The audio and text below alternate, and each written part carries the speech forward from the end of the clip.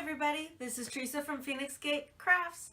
Ever have trouble picking colors for a project? Well, let's talk about colors.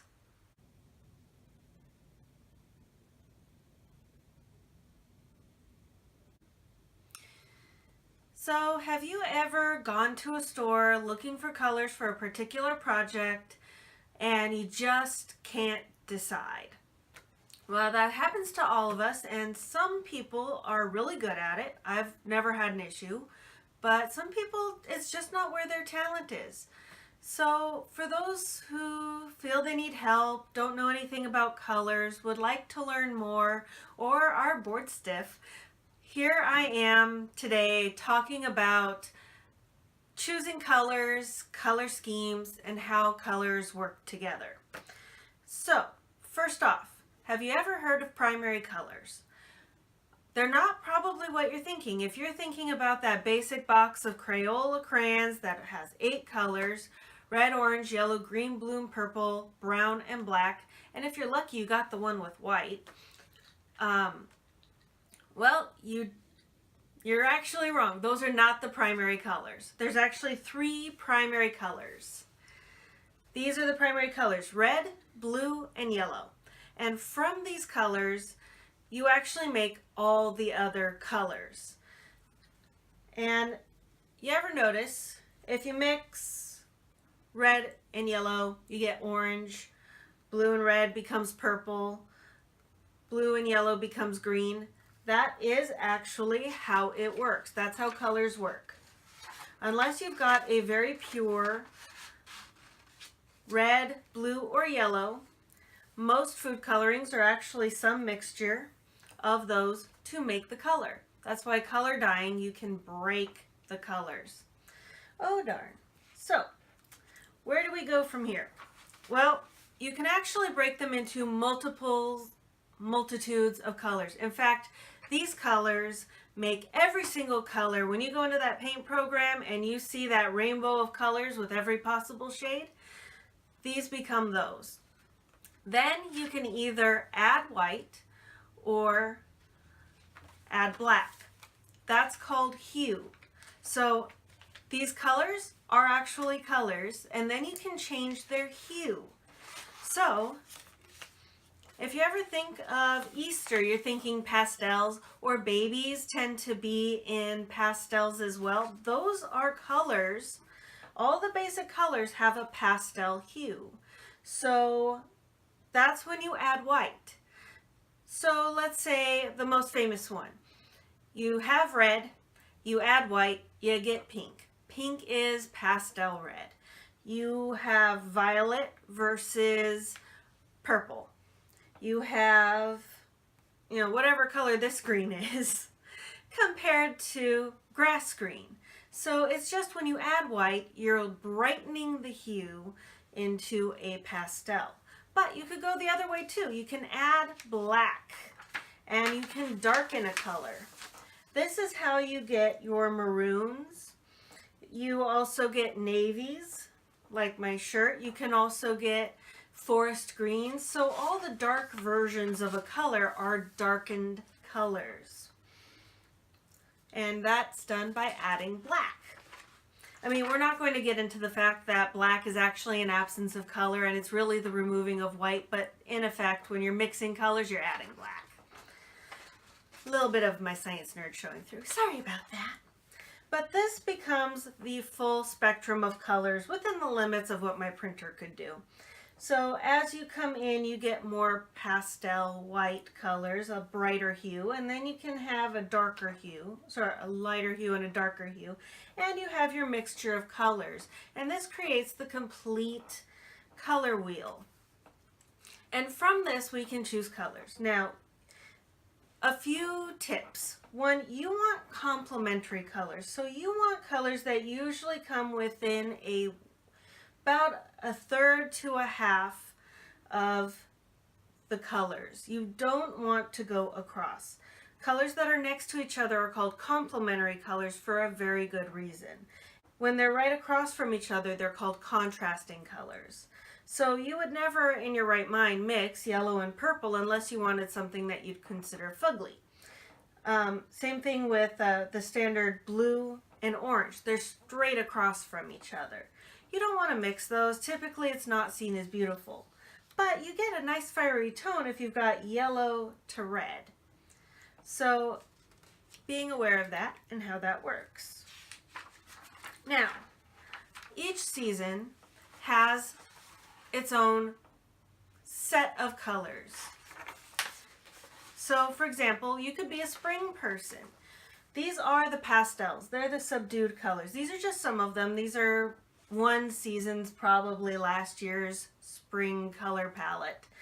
But you can see that they tend to be lighter colors, softer colors, more muted in terms of they've added white. So they're a lighter hue of color.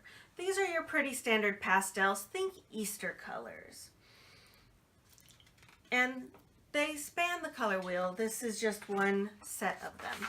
You can also have summer colors, which tend to be the bright and bold colors. This one has skin tones and then the colors that look good, the summer colors that look good with those skin tones. So this is a little bit of a different thing. But then you can have autumn. I'm an autumn person. I look good in fall colors. You give me anything that you'd add the word burnt to and I look good in it. Doesn't mean I want to, but I look good. I look good in falling leaves. So a lot of people who look good in fall colors also look good in spring colors. Then you have the winter person. My mom's a winter person and my husband is too. I'm surrounded by winter. So a winter person looks good in the dark colors. These are the maroons, this pretty color, I like that one. And the dark colors, the white colors, very stark colors. Winter people tend to look good in summer colors. So the summer colors are the primary colors. The winter colors are their dark version. So most people can actually look good in two palettes. Then there's the neutrals. So black, whites, grays, any color that looks good with pretty much every other color is a neutral. So blacks, whites, grays, shades of gray. Yes, there are 50 shades of gray. That's a shade of gray, that's a shade of gray, that's a shade of gray. That's kind of a greenish gray. There's lots of different shades of gray. Also, browns tend to be considered neutrals because they look good with most other colors. Not everything looks good with every other color, but they have a very wide variety of colors that they look good with. So one really good rule of thumb when you're choosing colors for your yarn, choose one neutral and two colors. Any two colors. You can use that neutral to split your colors, and you can wind up creating pretty intense distinctive lines. Now, one way to choose colors that I really like is to look at nature. So if you're looking at nature and you notice certain colors look good together, that's a good guide for things that you could choose to do. So I've chosen a few, but you can also look online. Google Images is wonderful for this.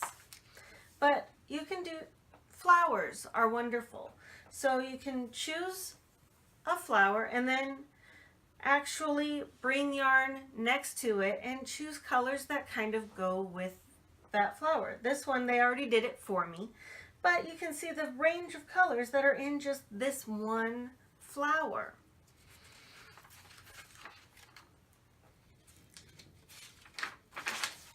The same thing goes for this one. You see how it's a very different color scheme, but it's still a flower. And I've got one more, which is right here. See how bright these are? This would be a wonderful summer palette for somebody who just likes feeling bright, cheery, and happy. Personally, I prefer the first one. I like my dark and gloomies very much so. This is another popular one. It's called an ocean palette. So it's all the colors of the ocean and the sand. So most of these in ocean palette tend to be blues, greens, and grays. Then, what about fire? Let's do a different element, not water so much. Fire, yellows, oranges, and reds. And then my personal favorite, I'm a peacock. I love the blues, the purples, and the greens. And as you can tell, you can find a yarn that's got all of them. This one is red heart stripes in Polo.